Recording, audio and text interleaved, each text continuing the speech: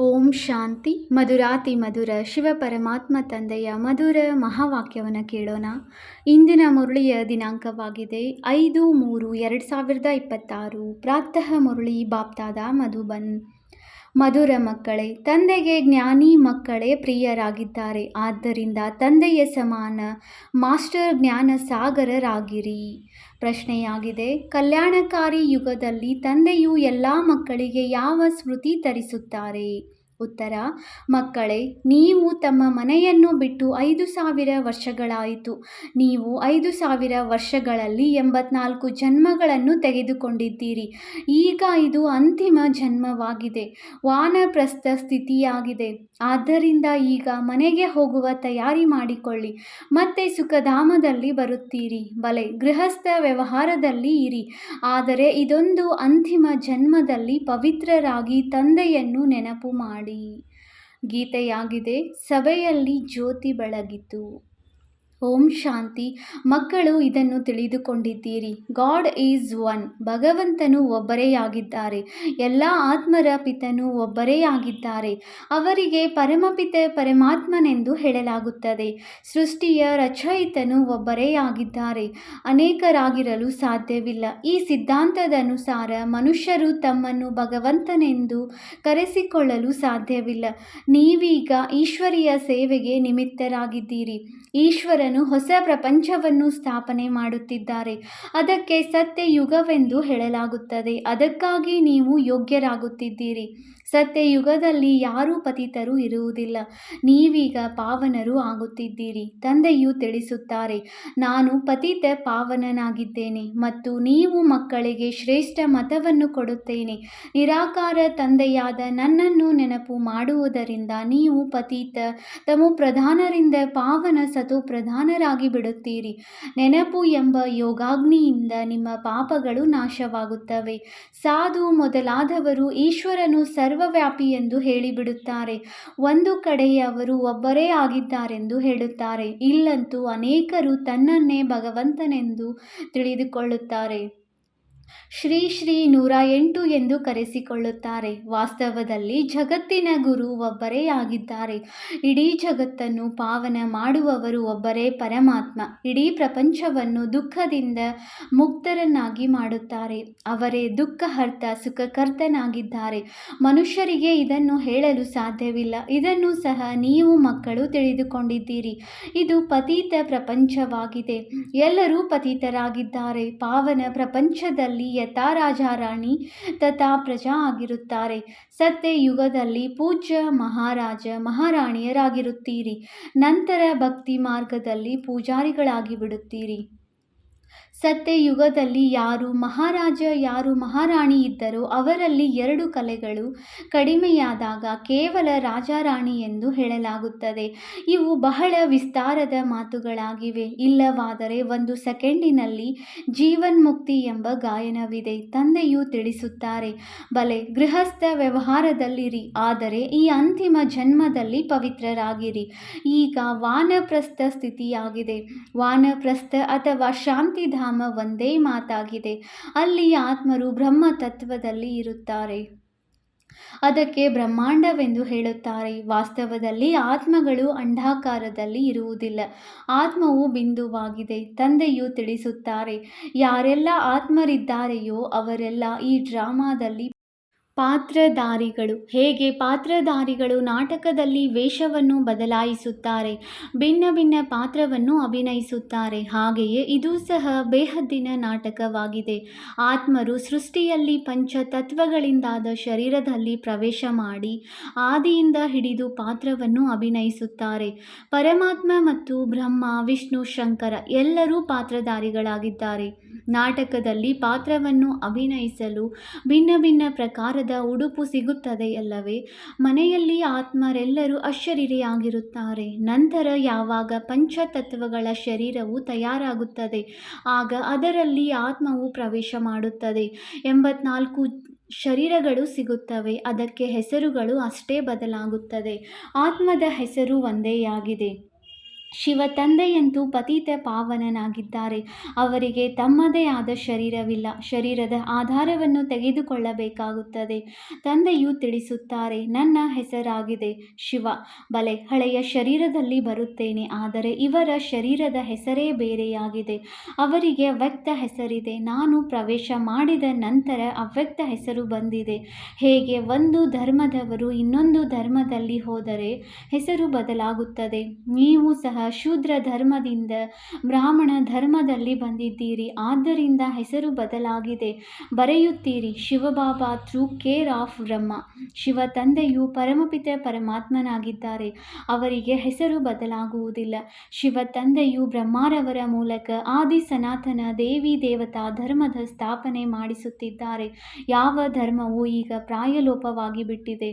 ಯಾರು ಪಾವನ ಪೂಜ್ಯರಾಗಿದ್ದರೋ ಅವರೇ ಪತಿತ ಪೂಜಾರಿಗಳಾಗಿದ್ದಾರೆ. 84 ಜನ್ಮಗಳನ್ನು ಪೂರ್ಣ ಮಾಡಿದ್ದಾರೆ. ಈಗ ಪುನಃ ದೇವಿ ದೇವತಾ ಧರ್ಮದ ಸ್ಥಾಪನೆಯಾಗುತ್ತದೆ.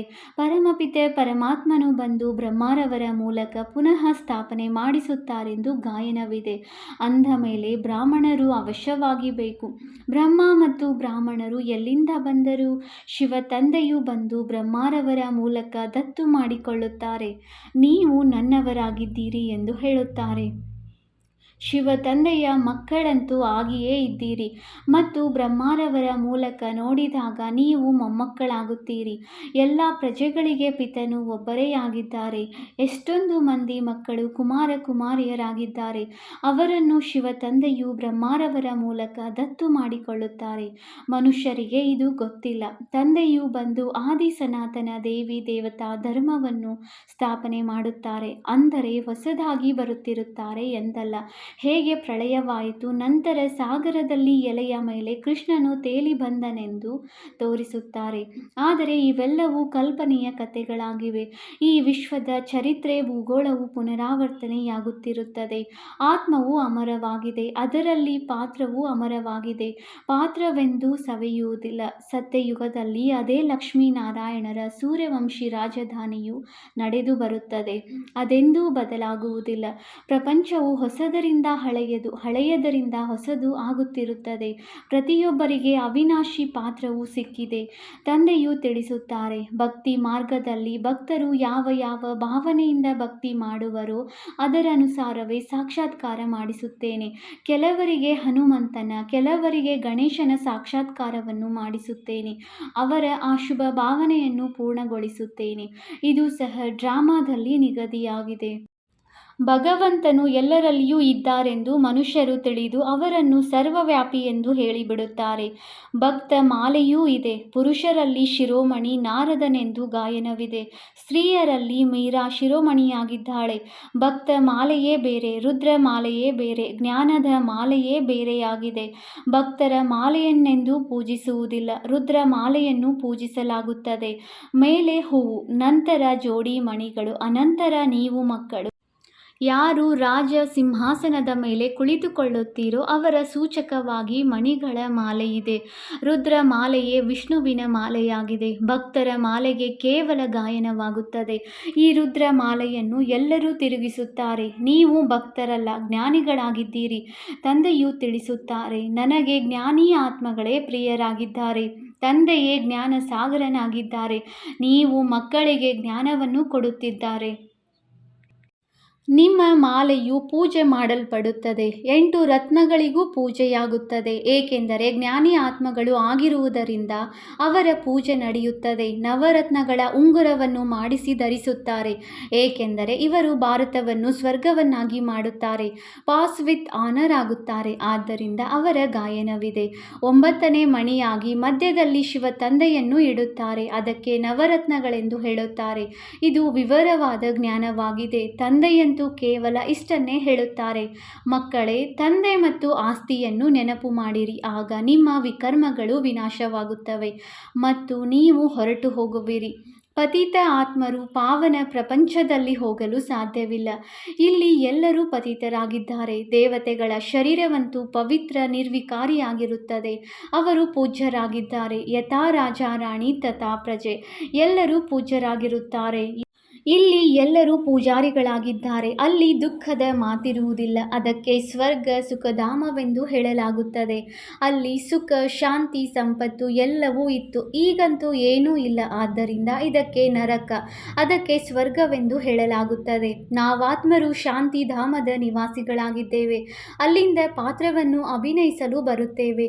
ಪೂರ್ಣ 84 ಜನ್ಮಗಳನ್ನು ತೆಗೆದುಕೊಳ್ಳಬೇಕಾಗುತ್ತದೆ. ಈಗ ದುಃಖಧಾಮವಾಗಿದೆ. ನಂತರ ನಾವು ಶಾಂತಿಧಾಮಕ್ಕೆ ಹೋಗಿ ಅಲ್ಲಿಂದ ಸುಖಧಾಮದಲ್ಲಿ ಬರುತ್ತೇವೆ. ತಂದೆಯು ಸುಖಧಾಮದ ಮಾಲೀಕರನ್ನಾಗಿ ಮಾಡಲು, ಮನುಷ್ಯರಿಂದ ದೇವತೆಗಳನ್ನಾಗಿ ಮಾಡಲು ಪುರುಷಾರ್ಥ ಮಾಡಿಸುತ್ತಿದ್ದಾರೆ. ನಿಮ್ಮದು ಇದು ಸಂಗಮ ಯುಗವಾಗಿದೆ. ತಂದೆಯು ತಿಳಿಸುತ್ತಾರೆ, ನಾನು ಕಲ್ಪದ ಸಂಗಮ ಯುಗದಲ್ಲಿ ಬರುತ್ತೇನೆ, ಯುಗ ಯುಗಗಳಲ್ಲಿ ಅಲ್ಲ. ನಾನು ಸಂಗಮ ಯುಗದಲ್ಲಿ ಒಂದೇ ಬಾರಿ ಸೃಷ್ಟಿಯನ್ನು ಪರಿವರ್ತನೆ ಮಾಡಲು ಬರುತ್ತೇನೆ. ಸತ್ಯಯುಗವಿತ್ತು, ಈಗ ಕಲಿಯುಗವಾಗಿದೆ. ಪುನಃ ಸತ್ಯಯುಗ ಬರಬೇಕು. ಇದು ಕಲ್ಯಾಣಕಾರಿ ಸಂಗಮ ಯುಗವಾಗಿದೆ. ಎಲ್ಲರ ಕಲ್ಯಾಣವಾಗಬೇಕಾಗಿದೆ. ಎಲ್ಲರನ್ನೂ ರಾವಣನ ಬಂಧನದಿಂದ ಬಿಡಿಸುತ್ತಾರೆ. ಆದ್ದರಿಂದ ಅವರಿಗೆ ದುಃಖಹರ್ತ, ಸುಖಕರ್ತನೆಂದು ಹೇಳಲಾಗುತ್ತದೆ. ಇಲ್ಲಿ ಎಲ್ಲರೂ ದುಃಖಿಯಾಗಿದ್ದಾರೆ. ನೀವು ಸುಖಧಾಮದಲ್ಲಿ ಹೋಗುವುದಕ್ಕಾಗಿ ಪುರುಷಾರ್ಥ ಮಾಡುತ್ತೀರಿ. ಸುಖಧಾಮದಲ್ಲಿ ಹೋಗಬೇಕೆಂದರೆ ಮೊದಲು ಶಾಂತಿಧಾಮದಲ್ಲಿ ಹೋಗಬೇಕಾಗಿದೆ. ನೀವು ಪಾತ್ರವನ್ನು ಅಭಿನಯಿಸುತ್ತಾ 5,000 ವರ್ಷಗಳಾಗಿದೆ. ತಂದೆಯು ತಿಳಿಸುತ್ತಾರೆ, ನೀವು ತಮ್ಮ ಮನೆಯನ್ನು ಬಿಟ್ಟು 5,000 ವರ್ಷಗಳಾಯಿತು. ಅದರಲ್ಲಿ ನೀವು ಭಾರತವಾಸಿಗಳು 84 ಜನ್ಮಗಳನ್ನು ತೆಗೆದುಕೊಂಡಿದ್ದೀರಿ. ಈಗ ನಿಮ್ಮದು ಅಂತಿಮ ಜನ್ಮವಾಗಿದೆ. ಎಲ್ಲರದು ವಾನಪ್ರಸ್ಥ ಸ್ಥಿತಿಯಾಗಿದೆ. ಎಲ್ಲರೂ ಹೋಗಬೇಕಾಗಿದೆ. ಜ್ಞಾನಸಾಗರ ಅಥವಾ ರುದ್ರನೆಂದು ಗಾಯನವಿದೆ.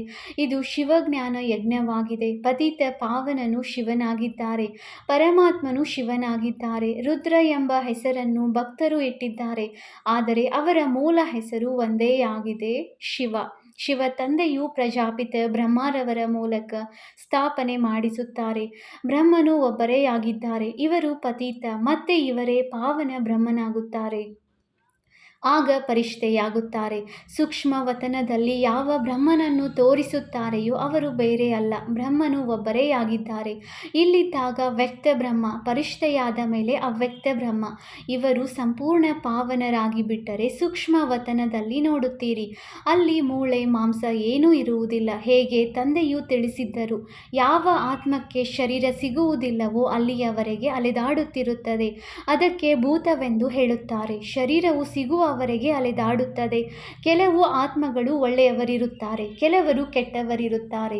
ತಂದೆಯು ಪ್ರತಿಯೊಂದು ಮಾತಿನ ತಿಳುವಳಿಕೆ ನೀಡುತ್ತಾರೆ. ಅವರು ಜ್ಞಾನ ಸಾಗರನಾಗಿದ್ದಾರೆ ಅಂದ ಮೇಲೆ ಅವಶ್ಯವಾಗಿ ತಿಳಿಸುತ್ತಾರಲ್ಲವೇ, 1 ಸೆಕೆಂಡಿನಲ್ಲಿ ಜೀವನ್ಮುಕ್ತಿ ಇದೆ. ತಂದೆ ಮತ್ತು ಆಸ್ತಿಯನ್ನು ನೆನಪು ಮಾಡಿದರೆ ಸೆಕೆಂಡಿನಲ್ಲಿ ಜೀವನ್ಮುಕ್ತಿಯ ಆಸ್ತಿಯು ಸಿಗುವುದು. ಇದು ಎಷ್ಟು ಸಹಜವಾಗಿದೆ. ಹೆಸರೇ ಆಗಿದೆ ಸಹಜ ರಾಜಯೋಗ. ಭಾರತದ ಯೋಗವು ಇದಾಗಿತ್ತು ಎಂದು ಅವರು ತಿಳಿಯುತ್ತಾರೆ. ಆದರೆ ಆ ಸನ್ಯಾಸಿಗಳು ಮಾಡುವುದು ಹಠಯೋಗವಾಗಿದೆ. ಈ ರಾಜಯೋಗವು ಬಹಳ ಸಹಜವಾಗಿದೆ. ಯೋಗವೆಂದರೆ ನೆನಪು, ಅವರದು ಹಠಯೋಗವಾಗಿದೆ. ಇದು ಸಹಜ ಯೋಗವಾಗಿದೆ. ತಂದೆಯು ತಿಳಿಸುತ್ತಾರೆ, ನನ್ನನ್ನು ಬಹಳ ಸಹಜ ರೀತಿಯಲ್ಲಿ ನೆನಪು ಮಾಡಿ. ಯಾವುದೇ ಲಾಕೆಟ್ ಇತ್ಯಾದಿಗಳನ್ನು ಧರಿಸುವ ಅವಶ್ಯಕತೆಯೂ ಇಲ್ಲ. ನೀವಂತೂ ತಂದೆಯ ಮಕ್ಕಳಾಗಿದ್ದೀರಿ. ತಂದೆಯನ್ನು ಕೇವಲ ನೆನಪು ಮಾಡಿ. ನೀವಿಲ್ಲಿ ಪಾತ್ರವನ್ನು ಅಭಿನಯಿಸಲು ಬಂದಿದ್ದೀರಿ. ಈಗ ಎಲ್ಲರೂ ಹಿಂತಿರುಗಿ ಮನೆಗೆ ಹೋಗಬೇಕಾಗಿದೆ. ಮತ್ತೆ ಅದೇ ಪಾತ್ರವನ್ನು ಅಭಿನಯಿಸಬೇಕಾಗಿದೆ. ಭಾರತವಾಸಿಗಳೇ ಸೂರ್ಯವಂಶಿ, ಚಂದ್ರವಂಶಿ, ವೈಶ್ಯವಂಶಿ, ಶೂದ್ರವಂಶೀಯರಾಗುತ್ತಾರೆ. ಈ ಮಧ್ಯದಲ್ಲಿ ಅನ್ಯ ಧರ್ಮದವರು ಬರುತ್ತಾರೆ. ನೀವು 84 ಜನ್ಮಗಳನ್ನು ತೆಗೆದುಕೊಳ್ಳುತ್ತೀರಿ. ಮತ್ತೆ ನೀವೇ ಮೊಟ್ಟ ಮೊದಲಿಗೆ ಬರಬೇಕಾಗಿದೆ. ನೀವು ಸತ್ಯಯುಗದಲ್ಲಿ ಬಂದಾಗ ಮತ್ತೆಲ್ಲರೂ ಶಾಂತಿಧಾಮದಲ್ಲಿ ಇರುತ್ತಾರೆ. ಅನ್ಯ ಧರ್ಮದವರ ವರ್ಣಗಳಿಲ್ಲ, ಭಾರತದ್ದೇ ವರ್ಣಗಳಿವೆ. ನೀವೇ ಸೂರ್ಯವಂಶಿ, ಚಂದ್ರವಂಶೀಯರಾಗಿದ್ದೀರಿ. ಈಗ ಬ್ರಾಹ್ಮಣ ವರ್ಣದಲ್ಲಿದ್ದೀರಿ. ಬ್ರಹ್ಮವಂಶಿ ಬ್ರಾಹ್ಮಣರಾಗಿದ್ದೀರಿ. ಇವೆಲ್ಲ ಮಾತುಗಳನ್ನು ತಂದೆಯು ತಿಳಿಸುತ್ತಾರೆ. ಯಾರ ಬುದ್ಧಿಯಲ್ಲಿ ಧಾರಣೆಯಾಗುವುದಿಲ್ಲವೋ ಅವರಿಗೆ ಕೇವಲ ತಂದೆಯನ್ನು ನೆನಪು ಮಾಡಿ ಎಂದು ಹೇಳುತ್ತಾರೆ. ಹೇಗೆ ತಂದೆಯನ್ನು ಅರಿತುಕೊಳ್ಳುವುದರಿಂದ ಮಕ್ಕಳಿಗೆ ಇದು ತಂದೆಯ ಆಸ್ತಿ ಎಂಬುದು ಅರ್ಥವಾಗಿ ಬಿಡುತ್ತದೆ. ಮಗಳಿಗಂತೂ ಆಸ್ತಿಯು ಸಿಗುವುದಿಲ್ಲ. ಇಲ್ಲಿ ನೀವು ಶಿವ ತಂದೆಯ ಮಕ್ಕಳಾಗಿದ್ದೀರಿ. ಎಲ್ಲರಿಗೂ ಅಧಿಕಾರವಿದೆ. ಸ್ತ್ರೀ ಪುರುಷರೆಲ್ಲರಿಗೂ ಹಕ್ಕಿದೆ. ಎಲ್ಲರಿಗೂ ಕಲಿಸಬೇಕಾಗಿದೆ. ಶಿವ ತಂದೆಯನ್ನು ನೆನಪು ಮಾಡಿ ಎಷ್ಟು ನೆನಪು ಮಾಡುತ್ತೀರೋ ಅಷ್ಟೇ ವಿಕರ್ಮಗಳು ವಿನಾಶವಾಗುತ್ತವೆ. ಪತಿತರಿಂದ ಪಾವನರು ಆಗುತ್ತೀರಿ. ಆತ್ಮದಲ್ಲಿ ಯಾವ ತುಕ್ಕು ಹಿಡಿದಿದೆಯೋ ಅದು ಬಿಡುವುದು ಹೇಗೆ? ತಂದೆಯು ತಿಳಿಸುತ್ತಾರೆ, ಯೋಗದಿಂದಲೇ ನಿಮ್ಮಲ್ಲಿರುವ ತುಕ್ಕು ಸಮಾಪ್ತಿಯಾಗುತ್ತದೆ. ಈ ಪತಿತ ಶರೀರವನ್ನಂತೂ ಇಲ್ಲಿಯೇ ಬಿಡಬೇಕಾಗಿದೆ. ಆತ್ಮವು ಪವಿತ್ರವಾಗಿ ಬಿಡುತ್ತದೆ. ಎಲ್ಲರೂ ಸೊಳ್ಳೆಗಳೋಪಾದಿಯಲ್ಲಿ ಹೋಗುತ್ತಾರೆ. ಬುದ್ಧಿಯು ಹೇಳುತ್ತದೆ, ಸತ್ಯಯುಗದಲ್ಲಿ ಬಹಳ ಕಡಿಮೆ ಜನಸಂಖ್ಯೆ ಇರುತ್ತದೆ. ಈ ವಿನಾಶದಲ್ಲಿ ಎಷ್ಟೊಂದು ಮಂದಿ ಸಾವನ್ನಪ್ಪುತ್ತಾರೆ, ಕೆಲವರೇ ಉಳಿಯುತ್ತಾರೆ. ರಾಜರಂತೂ ಕೆಲವರೇ ಇರುತ್ತಾರೆ. ಬಾಕಿ 9 ಲಕ್ಷ ಮಂದಿ ಪ್ರಜೆಗಳು ಸತ್ಯಯುಗದಲ್ಲಿ ಇರುತ್ತಾರೆ. ಇದರ ಮೇಲೆ ಗೀತೆಯೂ ಇದೆಯಲ್ಲವೇ? 9 ಲಕ್ಷ ನಕ್ಷತ್ರಗಳು ಅಂದರೆ ಪ್ರಜೆಗಳು. ಗಿಡವು ಮೊದಲು ಚಿಕ್ಕದಾಗಿರುತ್ತದೆ, ನಂತರ ವೃದ್ಧಿ ಹೊಂದುತ್ತದೆ. ಈಗಂತೂ ಎಷ್ಟೊಂದು ಮಂದಿ ಆತ್ಮರಿದ್ದಾರೆ. ತಂದೆಯು ಎಲ್ಲರಿಗೆ ಮಾರ್ಗದರ್ಶಕನಾಗಿ ಕರೆದುಕೊಂಡು ಹೋಗುತ್ತಾರೆ. ಒಳ್ಳೆಯದು. ಮಧುರಾತಿ ಮಧುರ ಅಗಲಿ ಹೋಗಿ ಮರಳಿ ಸಿಕ್ಕಿರುವ ಮಕ್ಕಳ ಪ್ರತಿ ಮಾತಾಪಿತ ಬಾಪ್ದಾದಾರವರ ನೆನಪು, ಪ್ರೀತಿ ಹಾಗೂ ಸುಪ್ರಭಾತ. ಆತ್ಮಿಕ ಮಕ್ಕಳಿಗೆ ಆತ್ಮಿಕ ತಂದೆಯ ನಮಸ್ತೆ. ನಾವು ಆತ್ಮಿಕ ಮಕ್ಕಳಿಂದ ಆತ್ಮಿಕ ತಂದೆಗೆ ನೆನಪು, ಪ್ರೀತಿ ಹಾಗೂ ನಮಸ್ತೆ ನಮಸ್ತೆ ನಮಸ್ತೆ. ಧಾರಣೆಗಾಗಿ ಮುಖ್ಯ ಸಾರ ಪಾಯಿಂಟ್ ನಂಬರ್ 1. ಯೋಗಾಗ್ನಿಯಿಂದ ವಿಕರ್ಮಗಳ ತುಕ್ಕನ್ನು ಭಸ್ಮ ಮಾಡಿಕೊಂಡು ಪಾವನರು ಆಗಬೇಕಾಗಿದೆ. ಈಗ ವಾನಪ್ರಸ್ಥ ಸ್ಥಿತಿಯಾಗಿದೆ. ಆದ್ದರಿಂದ ಹಿಂತಿರುಗಿ ಮನೆಗೆ ಹೋಗಲು ಸಂಪೂರ್ಣ ಸತೋಪ್ರಧಾನರು ಆಗಬೇಕಾಗಿದೆ. Point number 2. ಈ ಕಲ್ಯಾಣಕಾರಿ ಯುಗದಲ್ಲಿ ತಂದೆಯ ಸಮಾನ ದುಃಖಹರ್ತ ಸುಖಕರ್ತರಾಗಬೇಕಾಗಿದೆ. ವರದಾನ: ಸದಾ ಕಂಬೈನ್ಡ್ ಸ್ವರೂಪದ ಸ್ಮೃತಿಯ ಮೂಲಕ ಕಷ್ಟವಿರುವ ಕಾರ್ಯವನ್ನು ಸಹಜಗೊಳಿಸುವಂತಹ ಡಬಲ್ ಲೈಟ್ ಭವ. ಯಾವ ಮಕ್ಕಳು ನಿರಂತರ ನೆನಪಿನಲ್ಲಿಯೇ ಇರುತ್ತಾರೆ ಅವರು ಸದಾ ಜೊತೆಯ ಅನುಭವ ಮಾಡುತ್ತಾರೆ.